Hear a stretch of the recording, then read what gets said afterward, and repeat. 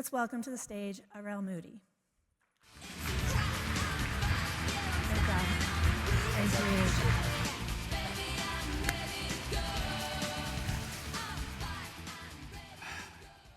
So out of curiosity, by a show of hands, how many people have ever had this lived experience where someone came to you with a problem, but you knew exactly what they needed to do to solve that problem? And you sat down with them, and you gave them the exact advice and steps that were necessary for them to get out of that tough situation. And when they left, even though they nodded their head, you just knew beyond a shadow of a doubt that they were not going to follow any of the advice you just gave them.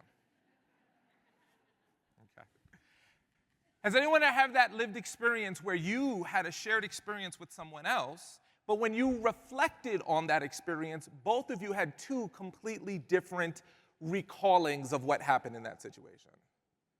Okay. And if we're being honest with ourselves, recently, has anyone ever seen something online or had an interaction with someone that made you lose a little bit of faith in the future of humanity? Well, those are people problems at their finest. And in our professional lives, we really have two major problems that affect everything that we do. We've got people problems, and we've got profit problems. Now, the profit problems, I believe that what you're doing by being involved here in NHIA is so important because you are getting Congress and other folks to finally see the importance of the work that you do, because so much of what you do, though vital, isn't often visible. So getting those reimbursement rates and your involvement here in NHIA is so important. So stay involved and keep fighting the good fight, because good things are coming, I feel it. On the people problem side, that's what my job is today. I'm going to be giving a keynote to you today. I'm going to be doing a workshop a little bit later today. If you are in a leadership role, if you deal with people and you want to understand them more, this is going to be really, really eye-opening for you. Now, most interactions with people kind of feel like the data side of this equation here. You have these interactions and these moments, and then sometimes we have information that feels like this reminds me of that, and then knowledge through lived experience starts allowing us to make these connections. What I hope to do is to spend our time on the insight and wisdom side. You can actually start understanding people at such a different level. It'll almost come and feel like a superpower to you, because once you understand people and you understand why they make the decisions that they make and how you can better ethically affect them and influence them, everything about the good work that you have to do to support the people that you support in their alternative settings becomes way easier. Now, I've been super fascinated in understanding what makes people tick from a young age. So this is where I grew up. I grew up in the projects in Brooklyn, New York. Anybody from Brooklyn? Hey, shout out to Brooklyn. Which part? I'm from Canarsie. Come on, that's the Glenwood Housing Projects. We gotta talk later. Okay. I've never met anyone at an event from Canarsie. This is the best. I grew up right by South Shore. That's just for you, nobody else, okay?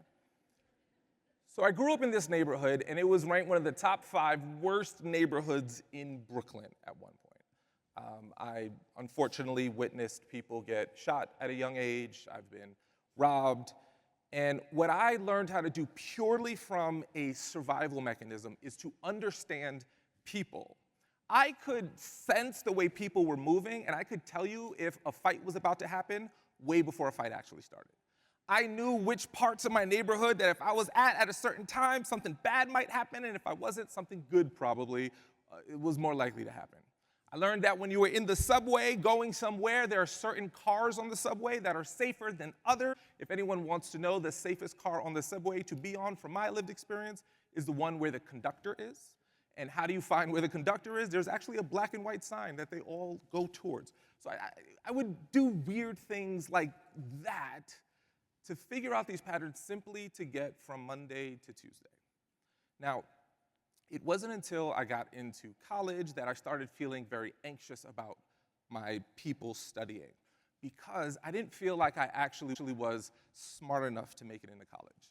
So because of that, I said, I've got to figure out what professors want so I could give it to them, because I'm not smart enough. So I started doing things like figuring out, well, these professors care about attendance, these professors care about participation. So if I can figure out what's important to them, I can better give it to them, I can better succeed, hopefully, in their class. Then I started realizing I gotta learn stuff too. I can't just know what people like. So I tried to figure out, how do I know who are the smartest kids in a lecture hall? And I figured out that if I had study groups, I would learn way better. So for me to find those smart kids, I had to figure out the patterns, and I figured out a really, really clear, easy pattern. If you see someone with different colored pens, Post-it notes, and highlighters, they are going somewhere in life. Make friends with them, put them in your study group. So I learned that, and I said, anytime I saw someone pull out the multicolored pens, I'd be like, hey, we about to do a study group. You want to be a part of it? They'd be like, yeah, and they knew everything. So as I got into my professional life, I felt that same kind of angst pull up. Like, I'm not good enough, I'm not smart enough, I'm not talented enough. What I didn't realize is that learning people is actually a skill. So I became obsessed with it once I made that realization. I started studying what makes people tick, how do they act, why do they do what they do. I started reading all of the books that I could find on human development and human nature. I went to Harvard and got certificates in positive psychology, and I studied with some really important people. And professionally, what I was able to do was some really cool things that I'm very proud of. Starting out as a kid on welfare in the projects of Brooklyn, New York, I was able to build multiple businesses. I'm a tech co-founder right now of a company called Talkadot. I've been able to sell some of those businesses. I've been asked to be on different TV shows like The Doctor, sharing insights on human development. I've been asked to host TV shows. I've been invited to speak at the White House twice, the TEDx stage 3 times, and do work with Disney Plus as well to help bring people together. And with all of the work that I've ever done, with all of the insights that I've learned and taught and given in lots of different settings with lots of different celebrities and professionals, nothing has impacted me more than this research right here. If you like research, I will send this to you at the end of the presentation. It is one of the most fascinating bodies of research I've ever read.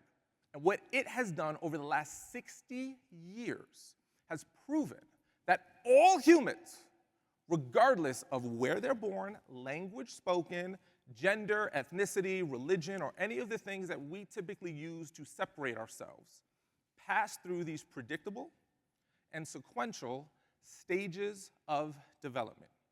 Each one of these stages, each one of these different developmental ideas impacts the way that we see the world. It impacts what motivates us. It impacts what our fears are. It impacts how we process what is legit and real. Now, out of all of the 9 stages, we're going to focus on 4. I'm going to show this real quick, and then we're going to do a little activity because it'll make more sense that way. There are 4 stages that we are going to discover: the personal stage, the belonging stage, the tactical stage, and the strategic stage. Now, I can tell you what all of these are, and I will, but I think a little demonstration will be a lot more fun. Now, what I've been told is that this is one of the most fun groups of people that have ever come to this conference. Just so you know, I got in late last night, and y'all was all out doing your thing at the bar. I seen you.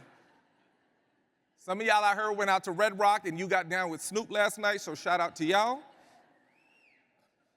You know who you are. So, let's see if it's true. We are going to do a little activity that I think will illustrate how these stages show up in a very fun way. So here's what I need you to do.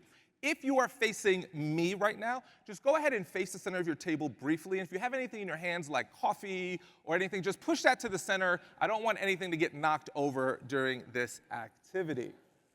All right, thank you. Yeah, put your lids on your water bottles. That's a good call. That's a good call. Okay, here's how it works. It's real simple. This is how the game's gonna work. With your left hand, I would like for you to go like this. Thank you. With your right hand, I want you to take your pointer finger and put it into the palm of the person next to you. There you go. If you've got a big gap, you get a break, okay? Like if you got a big gap, you're not Mr. Fantastic, okay? All right, here's how it's gonna work.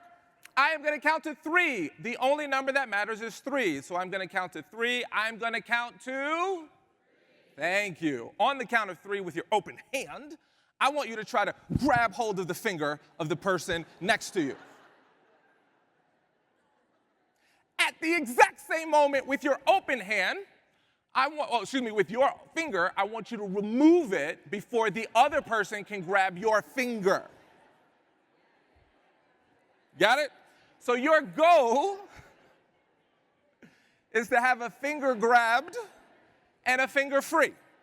We'll do a few rounds. Let's just make sure everyone knows the rule. Here we go on the count of 3. 1, 2, 3.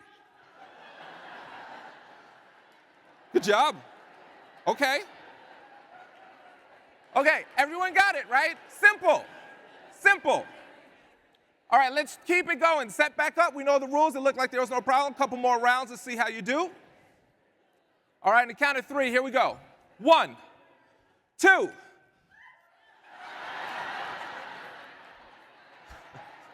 What? That's a false start. That was a false start. I don't know what happened. Okay, set back up. Don't do that again. Here we go. 1, 2. Now I'm holding. 3. Okay. Okay. Ooh, okay. Let's do another round. I'm going to try to trick you. Don't let me trick you. Here we go. Set back up. Count of 3. Don't let me trick you. Here we go. 1, 2, 7. I was very impressed. Almost none of you went. Okay, 13. 3. All right, turn to the person next to give him a high five. Say you're awesome. Thank you for playing the game. Okay. You can face back towards me now. Okay. So, here's why we played that game.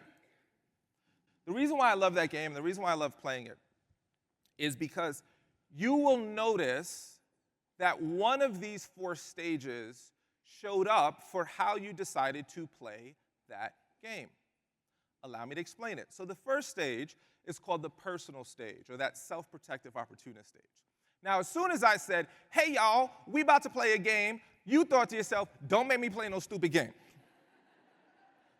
I ain't got no Purell. I don't want to be touching nobody. Why are you making me do this? I don't want to do it. Fine, I'll play, but I'm not going to enjoy myself. Maybe you did, maybe you didn't. But that initial resistance showed up. And if it did, by the way, that's totally fine. It's normal. I just want to point it out so we can see it. Now, the second stage that we're going to talk about is called the belonging stage, or the team player stage. When I said, all right, y'all, we're about to play a game, the first thing you do is say, let's go. We about to all do this. It's going to be a lot of fun. And each round, you had more and more fun. And you're like, we're doing this together. It's great. We're having a good old time. Yeah. And you were just totally in. And you know what? If the team's having fun, if the group's into it, I'm into it. And maybe for some of you, you were first a little hesitant. Like, well, is everyone going to participate? I don't want to be the only one that does, and then I look thirsty, and I don't want to look like that. But then everyone started playing, and then you were like, ooh, it's okay, and then you started having fun, right? So I just want you to observe how that feels, okay? So that comes from that belonging, that team player stage. Now, for some of you, when I said, hey, we're about to do this activity, we're about to play a game, first thing you thought was, I'm about to win. I don't know what the game is, but I'm about to win. Sucks for the people next to me. And the entire game, you may have had fun. I don't know, but all you were thinking was, all right, so I'm going to raise my hand slightly like this and curl my finger ever so gently so that I can grab their finger. But at the same time, I'm going to make contact, but just like contact. So I can be light as a feather so they can't get me. You were so interested in the tactics and the skills on what's necessary to play this, and then you started maybe to pay attention to me and what I was doing to see how you could predict what I was going to do so you could figure out the best way to approach the activity. And some of you approach this from the 4th stage we're going to cover today, which is that strategic stage, or the achiever stage. Now, in the strategic stage, you may have heard, oh, we're about to do activity, play a game, and all you thought to yourself was, you know what? What's the point of this? Can I bring this back to my team for one of our executive meetings? how does this connect to what's he about to do? Is this one of those stupid, oh, we're going to do a funky chicken dance and you're like wasting our time? Or is this something that actually is meaningful? What's the bigger picture here? How does this strategically tie in? And if it is good, can I bring it back and impact my team that's not here with it? Or could I use it if I'm part of some type of future presentation? So even though you were here, you were thinking about the big picture and strategy and trying to see, could I see what was happening so I can take it with me? Do all these kind of resonate with some of you? So each way that we think about these experiences, these moments, actually fall into one of these stages. Now, you've heard me say the term stage a lot. So what is a stage? Like what is it? Let me kind of break this down very, very simply. Now, out of curiosity, by a show of hands, how many people here have heard of generational research before? Ooh, you know, baby boomers, they love wearing wristwatches, writing in long division and using cursive. And, you know, young people, they love TikTok, you know, that kind of stuff, right? You know? So it's like, it's very valid, very good, by the way. So what it has learned and what it has studied is that people will make decisions based on how old you are. Adult development theory and stages are a little bit different because it's measured how we make decisions based on how mature you are. And you've experienced this. You may not have had language for it until today. And I'll prove it to you, by the way. Out of curiosity, by a show of hands, who here has ever met someone who's like a young person, but they're an old soul? Right? So like they're in their 20s, but they kind of skew older in their maturity level. And conversely, how many of you have ever met someone who's like 55, but they act as mature as a 15-year-old? Don't point at the person. Why did you do that? She was like, did I work with him all day? That's what I do. He's not 55, he's 15 with 40 years of experience. Okay, so what these stages show, and when we say maturity, it's how do we decide to look at something? How do we decide to process something? Now, what's very important about this is that we don't create a hierarchy, that one of these is better than the other. It is not true. They're just earlier and later stages. Some of us stay in a stage and we get what we want out of it, so there's no need for us to play ball in a different stage. Some of us, when I go through these stages, you're going to remember exactly like, oop, that's when I was that person. That's when I was that person. Oh, maybe I'm this person right now. Now, here's what's fascinating about the stage. When I talk about the stage, when I go into it, you are not going to think it is a stage. You're going to think that's the way the world works. So if you hear me describe something and you go, that's the way the world works, that is a very good sign. That might be the stage that you're operating from right now. And again, all of them are totally fine. What I want you to do is use this. If you're a leader and you have to deal with team dynamics, understanding your stage and being able to identify the stage of your team members is going to give you the opportunity to be more effective in how you talk to them and impact them. Now, this is what's something important to know about these stages. You can slide in between these stages. So let me tell you a quick story. Even though I know this information, I still slide in between these stages. So as I mentioned earlier, I am the co-founder of a tech company. We have a feedback tool that helps speakers and presenters measure their impact, and then we use that data and feedback to match them to events so that they can take their expertise and go to the right events for them, right? So if folks are looking for speakers, they can use our tool. I love our tool. We have 12,000 speakers that use our tool right now. One of the things that I do as one of the co-founders of the company is we want to educate our users to have them create the best experiences possible for events and audiences like you. So we do these free trainings. We don't charge them for them. Other people charge a lot of money for the same things that we do for free. And we have no problem doing it because we want our folks to succeed. Now, when we do these trainings, people show up. Sometimes they do, sometimes they don't. Now, there's one particular person that shows up all the time, which is wonderful. I don't mind. The thing that I do mind is that this person shows up to all of our trainings and then proceeds to ask questions that have nothing to do with the training that we just did. Again, no problem. You're involved. That's important to me. You care. I care. Wonderful. The challenge was always that this person kind of hijacks the Q&A section. So they start talking about something completely irrelevant to what we just spoke about, but it's important to them, so it's important to me. Now, I bring this up just because I think it's an important detail, not that it matters, but we have free users, people who don't pay us anything, and the people who do.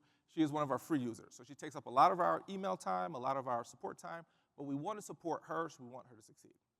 But something happened recently that really took me aback. We were on one of our trainings, and we were doing a launch of some new features, and we were really excited about it. So we're telling everyone, here's the new features, and it's going to be cool. Here's all the things that it's going to do for you. And then when we said, do you have any questions about these new features? She raises her hand. I prepare myself, and I say, yes, do you have any questions? And then she proceeds to say, I sent your customer support team an email about a problem I was having with my account, and they told me that you said that they're not allowed to help me. Number one, I've never said that ever. Number two, there's no way that my team would ever say something like that if in some wild world I did say that. But as you can imagine, I'm on a community call with all of our people, and she just throws this thing at me that just is not true. And I'm so taken aback by it. Like, why would you, like, if you did believe that was true, reach out to me directly. I'll handle it. Like, why put it on public display? It just seems so strange that I got very upset. And I said, hey, like, let's connect offline. I want to look into this because I'm not familiar with what you're speaking about. I'm going to look into it. So I looked into it. I asked my team, is this true? Did anyone say this? It was like, no. Here's all of our email communication. We only communicate through email. Bless you. And here's everything that we said. So now I was like, you know what? I'm going to give it to her. I'm sick of being a nice guy. She embarrassed me in front of all these people for no, like, why would you, you know what? You know what? You're dead to me. So I do the thing, and I don't know if you've ever done this, where you start writing that vicious, venomous email. And I write the email that says, you can't talk to me that way, I never want you to show up again, and all those things. And then I paused, and I asked myself a very important question, which is, what do I want most versus what do I want now? Now, when that feeling took over, and by the way, just so I don't feel like I'm the lone cheese up here, does anyone know what that feeling feels like? Okay. So I realized, well, if I send this email, what's she most likely going to do? She's going to screenshot it. She's going to post it on social media. She's going to go on to Google reviews and Yelp reviews and all that stuff, and she's going to now be like, he's a terrible person, all those things. And I'm like, is that really what I want from this situation? But I wanted to protect myself. I took it as a personal affront. So I decided to say, let me get curious instead of getting upset. So I reached out to her and I said, hey, listen, I was super surprised by that. It took me back. All we've done is be supportive and helpful of you. You said that my team said that. I never said that. They said they never said that. I don't know where this is coming from. Please help me understand what happened. She then writes back and says, I'm so sorry. I've been dealing with some medical issues lately. I've been really angry at the world.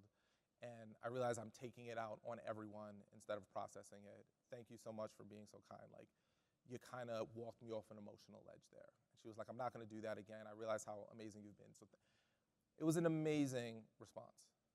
Now, if I would have reacted from that personal stage directly, would any good have come from it the way that I wanted it to? But I would have felt justified, because I have the right to do so, right? That response, that feeling, comes from this stage right here. So the personal stage, I want to talk about the characteristics of them. Now, as I talk about these characteristics, I want you to ask yourself, does this resonate with you, or does this sound like someone that you know deeply? Because if it does, I'm going to show you how to better interact with that person. So the first characteristic of this stage is that I process the world as a I win, you lose world. There are winners in this world, and there are losers in this world. And that's just the way it is. So either I'm winning or I am losing. Now, we just had an incredible award ceremony right before me. We had some incredible fellows that have given back to this particular organization. They got some incredible awards. Now, for some of us, we're like, good on them. For some of us, we're like, I'm going to be on that stage next year. For some of us, they were like, they ain't all that. Not that any of you would do that, of course. But if someone else is winning, from this stage, I feel like I'm losing. If you've ever won an award and shared it with someone, and they kind of started like going like, well, you know, what about this? And you're like, this has nothing to do with you. That's where this comes from. Because in this stage, there's winners or there's losers. And what I do, if I believe there's winners and there's losers, is I develop what's called two selves.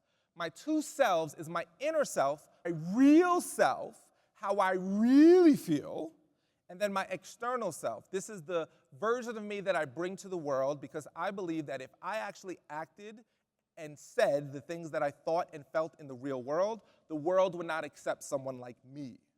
So I have to learn how to navigate the world, but it doesn't have to match externally how I treat you, internally how I truly feel. That's why if you've ever had the experience where someone walks into a room and you're talking to someone and they're talking to someone and then the third person comes in and all of you are having a conversation and it seems wonderful and then that person leaves and then the person you're talking to goes, oh my God, I hate that person. And you're like, wait a minute, we were just having a wonderful conversation. Well, externally, I know I have to play the game, but internally, when I feel like I can be myself, I can let it out. So I develop an internal self and an external self. Now, my external self becomes very curious in understanding information about you. Not because I genuinely care, but because I want to see if you are either useful to me or useless to me. I process the world at this stage that people are either useful or useless. That's it. So if you're useful, I'm super interested in you. If you're useless, why am I going to waste my time talking to you? Oh, and don't act like any of you are above this. Allow me to demonstrate. You have a wonderful exhibit hall out there. It's beautiful, by the way. Now, it happens on both sides of the fence. You are like, ooh, they got free swag I really want. So you walk up to them.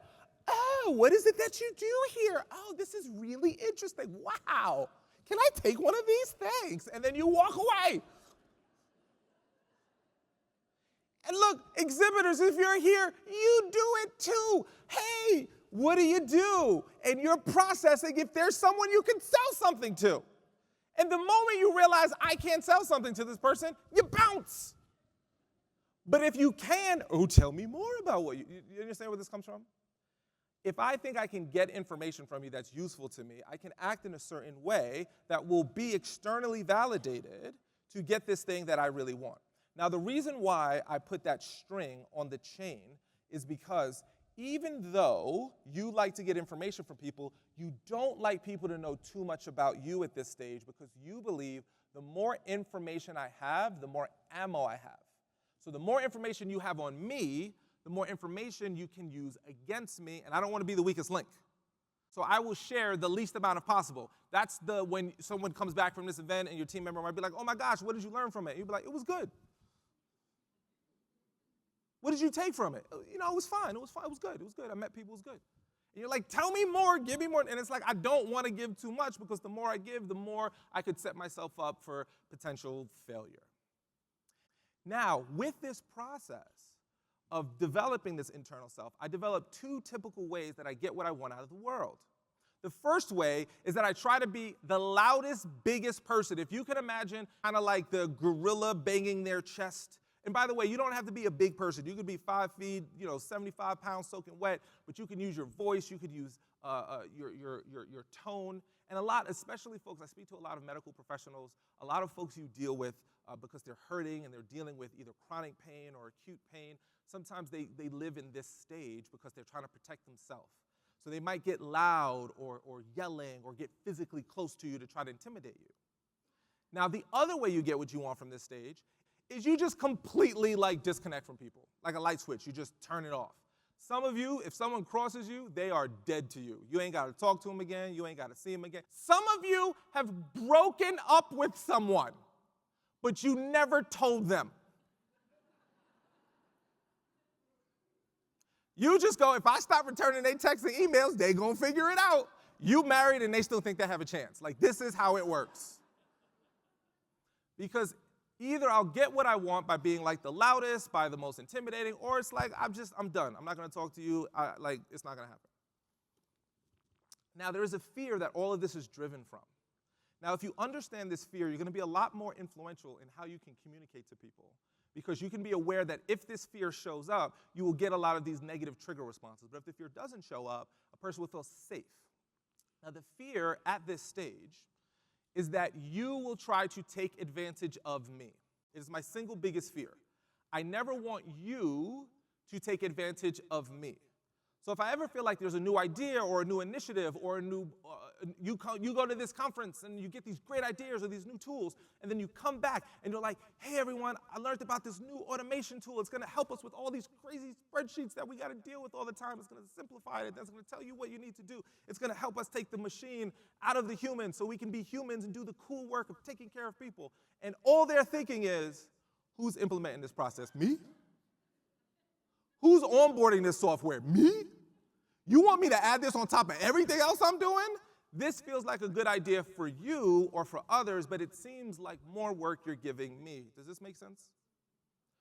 So if I think something occurs to me as you have this cool idea and you're dumping it on me, I will get a bit defensive.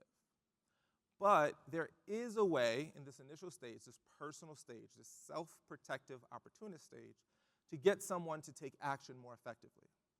What you want to do is that if you're communicating to someone who you notice shows some of these characteristic traits, is focus on their personal gain. The key here is that when you can show how this new idea, this new software will make their lives better, and genuinely think about it. Just don't go, oh, it's going to be better for everyone, you included, but actually think about it. If I can see that vision, now I'm excited about doing it. This is also the type of person that is very competitive. They create competition that can either drive organizations or divide it if left unchecked. And when I say competition, that means that this is the type of person that wants personal gain.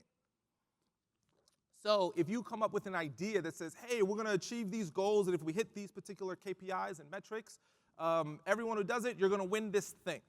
Well, that's going to drive this person to move, because they're like, oh, this action isn't just an action for the sake of action. It's an action for the sake of personal gain. That drives me. It motivates me. This is where a lot of leadership say things like, hey, we're going to give you like the $25 gift card if you achieve this thing. And some people are like, well, that's not really that exciting, but I'm still going to take it, right? This is where we can drive competition and move people forward, as long as it doesn't feel like we're taking advantage of. Now, out of curiosity, by a show of hands, when I went through these stages, and this first one, talked about the characteristics, talked about what they're dealing with, by a show of hands, who here felt like I was either talking about someone that you intimately work with, or you remember a time in yourself, or maybe it's the current time, that this was the rules that applied? By a show of hands, who feels like that's true? Okay. Let me see your whole armpit. Don't be shy. I can't see everyone. Okay. Okay. Now, here's what happens. Someone can stay in one stage their whole life and then die. You don't have to advance into the next stage. If life gives you what you want, you're good. However, the way that one advances to this next stage is when they have this realization that feels and sounds like this. I've been doing everything by the books. I've been doing everything to get ahead, and I feel lonely. I feel like no matter how much I'm trying to get ahead, how much personal gain I'm trying to achieve, I'm not achieving the things that I want to achieve. I'm not doing the things that I want to do. So what happens is you have to expand outside of me to we. So when I got interested in entrepreneurship, and I started one of my first companies, I had business partners, and we would do these events all over the country. This was many, many years ago. And we would do events at college campuses and for businesses and for corporations, getting people excited about entrepreneurship and the entrepreneurial mindset and those types of things. Now, there was one particular season where things just weren't going as good as we wanted to. Even though we had some success in that moment, We just had hit a season which all of us can experience where things just aren't going. You're not getting as much business, things aren't working. And what happened is we started fighting with each other a lot. Well, if you did this, this would be better. Well, if you were more organized, we wouldn't have these many problems. Well, if you brought in more business, we wouldn't have to deal with all these cuts and all this. So we were just going at each other. Now, at the same time that this bad downturn was happening, my first son was recently born. He was a few days, maybe 2 weeks old at the time. And I remember at 2 in the morning holding him. He was crying and just like losing it. And instead of like getting angry or mad, I just had such empathy for him. And I was like, man, this whole new world is so wild for you, but I just want you to know Daddy's here. I love you. I care about you. And then I said something to him that just came out of nowhere, which was, I love you, my son. I will never, ever, ever, ever blame you for anything that I'm dealing with. I know it's late. I got to wake up early. It's not your fault. I love you. I'm always here for you. Just calm down. I'm here. And I realized what I was doing in that moment, and I felt this to be true, and I still feel this way about being a dad, is that I never wanted to be one of those people that blamed my kids for my life. Oh, I'm exhausted because of them, or I don't have this because of them, or if I didn't have these challenges. And I realized even though I would not do that in my personal life, that's exactly what I was doing in my professional life. I kept blaming everyone except me and saying why they were the problem. I was being that kind of first stage of being, that personal stage.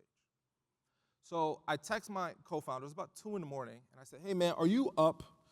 And that wasn't uncommon. We did that a lot. He was like, yeah. I was like, get on the phone, I want to tell you. Get on the phone. And the very first thing I said to him is, I said, man, what the hell are we doing? Why are we treating each other like this? Like, you're my brother. I love you, man. Like, it's a tough time, but we don't have anyone to blame except ourselves, but we shouldn't be blaming ourselves. I care about you. Let's figure out how to do this together. And he was like, yeah, man, like, I feel the same way. Like, I don't like being like this with you. And I'm like, I don't like being like this with you.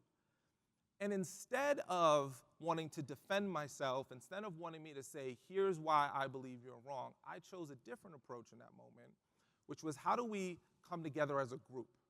How do we figure out what's the challenges we have, drop those, and cut to what's most important in that moment, which is unity? Now that's where the next stage comes into play, which is this belonging team player stage. Now, after you've done trying to do everything yourself, being a one-man, one-woman wolf pack, what you want to do is find a group of people that feel like your people. Now, you can do this professionally, like you're doing in this particular work as a home infusion professional.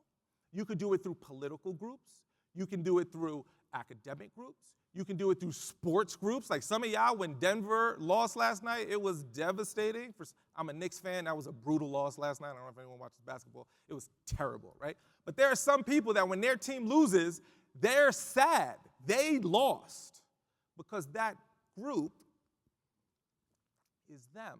And this is a key distinction. When you move into the group-centric stage, that group becomes you. The way that you know you have a group, a people, is that if somebody were to talk trash about someone from your group, even though it's not you, you would take like it's a personal affront against you. You see that in politics, you see that in religion, you see that in sports. Like, hey, you can't talk about them, that's my people, that's us. And a lot of us do this also in our professional worlds. Now, what happens when we do this and we find the group of people is that we want to be connected. We want to be like them and they're like us, and it feels good. It feels good. You know what? For many of us, when we come to this event, out of curiosity, by a show of hands, who here has been here more than once to this conference? Okay? Oh, and where are the first timers at? Shout out to the first timers too. Right? Yeah, give them some love. Yeah. Now, when we come back to these events, you might notice that it feels a little bit like a summer camp reunion. Is that a fair assumption? You see some people that you haven't seen in a long time, and you're like, finally, people get me. And you use jokes and phrases, and you talk about things that nobody else gets, but they get here. And you go, these are my, it feels so, do you know that feeling when it's like, I can just be myself, and I'm with my people? So I want to learn what are the rules that are written and unwritten. So every single group has written rules and unwritten rules. The written rules are like the things you actually have to do. The unwritten rules are the things that become culture. Like I come to certain places, it's a handshake event. I shake people's hands. That's how you say hello. Other places, the moment you see them, everybody gives you a hug. You just met them, here's a hug. There's no rule that says you must hug people to say hello, but in certain places, that's just what the rules are. And that resonates with you. Now, here is the downside when you find a group that doesn't get talked about enough, but it's very important because this is where a lot of friction shows up. If I'm someone that creates a group and I find my people, I will create an us to their them. Whenever there's an us is good, right, wonderful. Them is bad, stupid, and terrible. What is the biggest downfall of any organization? I get invited into a lot of different companies and organizations and groups to work with their leadership team. When I look at a team, I can tell you the single biggest factor that will destroy a really good organization. It's when the us is a department within the company or organization, and the them is another department within that same organization. Said differently, management versus frontline staff. Tech versus marketing. Sales versus service providers. When you find that your them is in your own organization, I have seen companies purposely do things where people in that group, they did not want to send emails to other people because they didn't want them to get the information that they needed. They didn't want to help them succeed because they felt like, no, they're a them. We don't help them. They don't get us, and they're in the same organization. It is, I believe that an organization can fight any external fire, but internal fires are the one that does us in. So for any of you hearing this, if you're in a leadership role, or if you're just in the organization and you notice that your us is a group of people within your organization, and your them is another group of people within your same organization, I can't say this in any more clear terms. That is going to be your single downfall. The challenge is people think, oh, when they finally get around to being a good person, then all will work. Someone has to extend the olive branch, because you could either be happy or you can be right. It is up to you. So what do we do with this information? Well, the biggest thing that we can do with this information is understand where the biggest fear of this stage comes from, which is a little bit different than the first stage. Now, the fear of this stage, when you're a part of a group, is actually being ostracized from the group. One of the reasons why we don't extend the olive branch to the other side is because we think that other people in our group will think we turned our backs on them. You're a turncoat, you're a traitor, you're working with them, you're talking to them. How could you do such a thing? And by the way, I'm gonna get on a soapbox, not a long time, but I think that's what's destroying the beautifulness of the American country we're in. We see way too many people saying, I'm not gonna extend an olive branch to another side, I'm just gonna say, this is us and you're wrong. And you know who loses? Everyone. Nobody wins. But if someone can say, hey, this is the United States of America, we can extend olive branches, beautiful things become possible. I'm off my soapbox, excuse me, okay? Now, what that means in the work that we do here is that if at any point we feel like we're creating silos within our organization, we're creating an us versus them, we've got to realize that, one, we're one big group, and a lot of organizations have taken this, and it's a very simple thing you can do. You can take this back and say, we're one group, we're one organization. You come up with one idea, one call to arms that embodies everyone. And an arm is not better than a leg, and a leg is not better than a nose, and a nose is not better than a heart. We're all part of the same body that moves the organization forward. And the way that somebody will move an organization forward and do the things necessary is when they create or maintain a sense of belonging. When you create or maintain a sense of belonging, what you're saying is, we are all one. Our culture, our rules that are written and unwritten belong to this organization. Not to that department, not to this particular group, but to everyone. Because when we build unity, beauty happens. But when we build silos, that's when division happens. So your job is to be that person that holds people together, to be that glue as a leader to say, where are these silos that are showing up? And let's systematically address them and realize we're part of one organization. But as long as I feel like you're them to my us, I'm never going to support you. I'm never going to help you. When we go into the workshop, if anyone's asking themselves, well, what are some specific action steps you can take? We're going to kind of break that down very, very specifically. So if that's of interest to you, please join me for my workshop later today. I think it's at like 4 or 4:30 during that slot. I'm going to be in that room right over there. But regardless of it, even if you're here and you can't make it there, this information will be useful to you. And I'm going to give you a really cool framework to use at the end of this. Now, we have talked about the personal stage, the belonging stage. There is the next stage, which becomes really fascinating, which is the tactical or expert stage. So here's what happens developmentally. How are we doing? Is this helpful, by the way? Is this good? Should we keep going? Because I want you to get this, okay.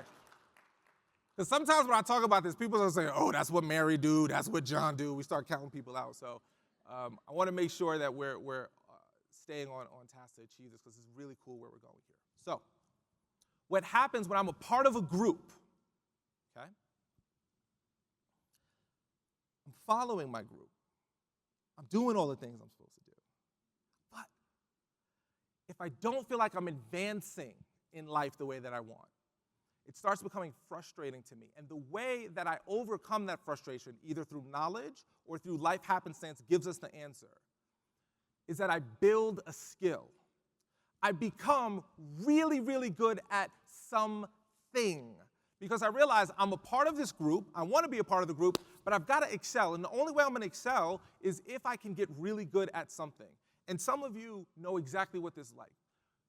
When what you do and who you are is the same thing, that's when you've reached a skill.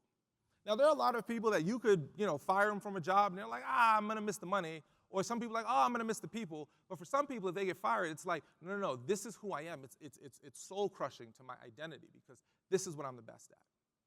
Now, what's fascinating about this skill is I made the transition into understanding this one particular year when my skill became speaking. I like taking really complex ideas and try to make them really simple. And I share that either with my team or come out to events like this and share it with great folks like you. Now, at the height of my busyness, I was doing 105 events in a year. I was gone more time than I was home. Now, it's not a good idea to build a wonderful relationship with my wife and with my kids if I'm gone for 2/3 of the year. But here's what happened. There was one particular night. I had just given a bunch of speeches. I was feeling really good, but I had a long drive ahead of me to get to my next destination. And I did the long blink when I was driving. Do any of you know what the long blink is? It's when you're driving and then you blink and you open up and you've traveled a distance you don't remember traveling. It's a very scary blink. And I remember driving and I blinked and I woke and I was like, oh my gosh, right? And it was like this panic struck in. And instead of me going, I've got to change this, I got to do it differently, you know what I said to myself? I said, this is who I am. This is what I do. Nobody's willing to put in the work like I am. I've got to figure out how to keep doing this. Now, what's fascinating about that is instead of using that as a moment to wake up, I use it as a moment to double down. Now, it wasn't until I understood these stage dynamics where that came from. Because when I was speaking to my wife and I told her, like, oh my gosh, this thing happened, she was like, oh my gosh, baby, you have to stop, you've got to slow down. And all I could say to myself is, I can't slow down. I've got to keep moving. Because at this stage, the characteristics look like this. I want to be a part of the group. I want to be involved with you. I want you to be involved with me. But you know what? I can't be like everybody else. I've got to make myself special with my skill. Now, it might be how you do your home visits. It might be how you do your paperwork. It might be it doesn't matter what the skill is, but it becomes who you are, and it becomes very difficult to let go. This is like if you've ever heard that story of someone who's worked in a career for 20, 30, 40 years, then they retire, and then they lose their sense of self, and they don't have an identity anymore. Because who am I if I don't do this thing? That's where this comes from. And what happens when you build a skill is you can become extremely critical of other people. You aren't trying to be a jerk. It's simply because you love the skill so much that it's hard for you to understand why someone else isn't doing the thing as good as you do it. So what happens is you use this phrase a lot, and you've all heard this phrase. Tell me if you've ever been in a meeting that was supposed to go for 1 hour and went on for 4 hours because you kept hearing yes, but. So someone says something, and you go, yes, but have you thought about this, and this? Yes, that's a great idea. I agree with you, but how are we going to handle this, and this? Then you come to one of these workshops, and someone says, don't say yes, but. You're supposed to say yes. It's the same thing.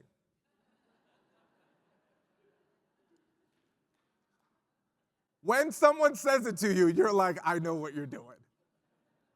But what happens at this stage is I've got to share, because you're not trying to be a jerk, you're not trying to be difficult. It's just simply I want to get to the best possible solution. Everything I do is about getting to the singular best possible solution. I become obsessed with detail, with specificity. I want to get everything just perfect. You care about things nobody else cares about. There is a thing that's going to be important to you. I've got to push for it. And ultimately, people are like, it doesn't matter if it's a dark blue hue or a light blue hue for the thing. And you're like, but it matters to me. And this particular stage has a fear that's real. It's a very important skill. If you understand this fear, you'll understand where a lot of challenges come from. The fear is that you're actually not that special. That you're actually, no matter how much you've worked on your skill, you're kind of just like everyone else. It is detrimental. That's why when someone criticizes your skill, if you've ever had someone do something, you're like, oh, I can't give this person feedback because every time I give them feedback, they get so they take it so personal. I just want them to get better.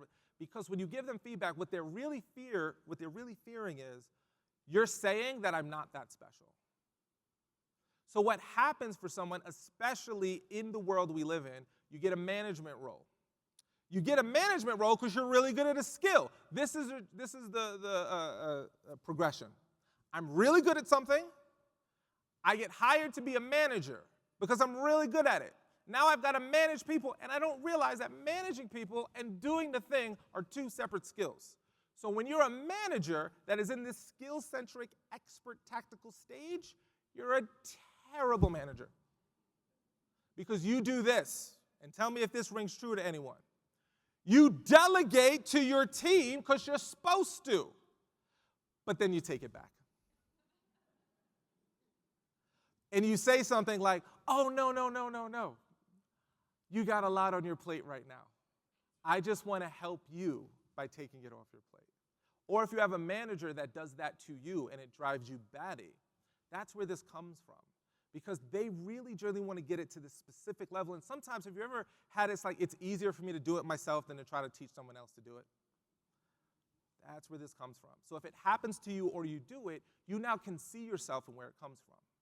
So how do you take action in this particular stage? So in the first stage, it's personal. In the second stage, it's about the team, the group, the belonging. In this stage, it's about getting really good at doing something. So if I observe someone is a skill-centric, a tactical, an expert person, this particular stage, they're looking for the best, most practical solution and action. So if you want them to come to a conference like this and maybe they're resistant, you've got to let them know that this is where they're going to learn the best, brightest, newest tools, the best way to do something, and that's what they're going to be on the search for. If you share an idea with someone, they're looking for the best, brightest ways to do something. This person can elevate your quality because they're really good at what they do, but they can also create that friction because of all these things. So what is the last stage? Now, this particular stage is fascinating because what happens at this stage is that I have myself that I want to do well, I've got my group that I'm a part of, I've got my skill, but I make this realization, and the realization sounds like this. No matter how good I'm at a skill, I can't do everything myself, and Lord knows I tried. So what you realize is developing other people is what's most important. So what happens at this achiever stage is my characteristics are this.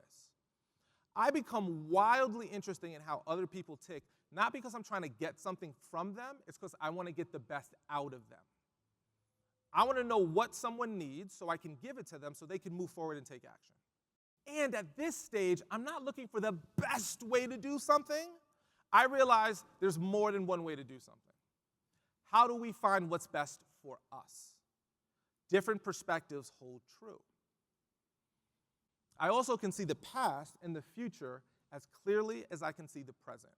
So when you come to an event like this, bless you, and you get some great ideas on how you can move your organization forward, that feels as clear to you as today. So you want to take those actions. And you become goal-obsessed in creating that future. What's fascinating about this goal obsession is that you set goals at this stage, and you don't even know why. And I'll prove it to you. How many of you have ever set a goal, achieved it, and then within 48 hours you forgot you even cared about that thing? You move on. Because the goal becomes the obsession, but the process is what matters, getting to it. And then if you achieve it, it's, well, if we achieved, increase by 20%, well, could we do 30%? Could we do 40%? Now, what happens when you set these goals and you think about developing your people and being very strategic, there is a fear that shows up here. Now, that fear is that if you're not successful, it's taken as a sign of betraying your deepest potential. Now, if this doesn't mean anything to you, that's okay. But if it does, you know exactly what I'm talking about. Waking up at 2 in the morning and realizing my organization isn't as far as advanced as it should be. I should be achieving more. I should be doing more. And anyone else would say, you're super successful. But to you, you go, I know that there's more to achieve. Now, the way that you take action from this place is that work is done to create better results and being strategic. It's all about organizational goals. It's all about big change. It's not about me achieving any glory as an individual. It's about the organization moving forward, the company moving forward, the team moving forward as a whole. You want to accelerate progress through unity for the sake of achieving big goals. Now, these are the stages that we covered here. What I'm going to do in the workshop is break down how to put all of this together with a framework that I call the Align framework. Now, if you don't have the opportunity to come to that session, don't worry, I got your back. This is the most important thing that you can do when you are dealing with any situation. You ask yourself this one question. First of all, what problem are we solving right now? That's the pre-question. What problem are we solving right now? Then the next question is, at what stage do I need to act to solve this problem from? Do I need to think personally right now and take care of myself? Because sometimes you do have to take care of yourself, and you've got to put a wall of protection up. Sometimes the problem is, how do I keep the team together through this change? And there's a lot of pressure. How do I hold us all together? Some of the times it's like we've got to build a specific skill, and we've got to be tactical in how we get this done. What's the best way to do it? And sometimes it's focusing on the bigger picture. Where a lot of friction shows up with teams is that you've got one person focusing on the bigger picture, you've got one person focusing on the best way to do something, you've got someone else who's just caring about the culture and the team, and you've got someone else who's just caring about protecting themselves. If you run into an experience like that, that is friction, that is terrible, that is not going to achieve any of the goals you want. But if you can actually say, hey, this is the problem we're solving, we need to all solve this strategically right now, that's where the magic happens. And sometimes it's just a decision you have to make amongst yourself. Sometimes it's a decision that you make amongst your team. Was this helpful, by the way? Was this good? Okay, thank you. So, here's what I like to do. I created a 5-minute summary of everything that we talked about here, that if you want to review this, you can get that. I'm going to give it to you absolutely for free. I have a 1-page summary that if you like to read things, I'm going to give that to you. I have the entire framework that I'm going to go over in my workshop that I'll give to you with step-by-step on how to use it. And if anyone really, really, really, really likes to read research papers, I'll give you the research paper as well. You are all extremely vital to the success and health of so many people. Sometimes the work you do because you're in people's homes, in alternate settings, is not as visible as it should be. Every single thing you can do to sharpen your axe, to get a little bit better, to build unity amongst your team, to take care of yourself so you don't burn out, to be excited about the work that you do, to move your organization forward, is so important. I hope that this information was valuable to you. I hope that this information becomes something that you can reference and use. This should not be something you hear once and can use forever. But what you can do from this moment is understand that everyone you interact with has a different stage in how they're interacting with you and how you're interacting with them. You can ask yourself, am I triggering their fear with what I'm saying? What problem do I really need to solve that's most important? And what stage does it call from me to act from? If you do that, you're going to notice that you're going to keep your team aligned under friction.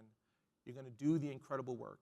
And when that family that needs you to show up and be that best version of yourself, which is the real reason we do the work that we do and why you're in the room that you're in, is because you want to help people during those times where they need you. You'll be able to be that best version of yourself without losing the best of yourself.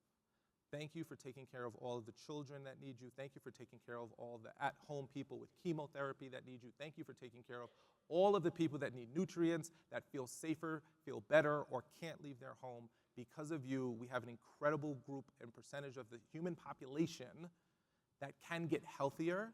And I talked about there being two business problems, profit and people. Well, there's one problem that is health. And if you don't have your health, everything else doesn't matter. So thank you so much for taking care of one of the most important problems that needs to be solved, is how we feel and how we are as humans. Thank you.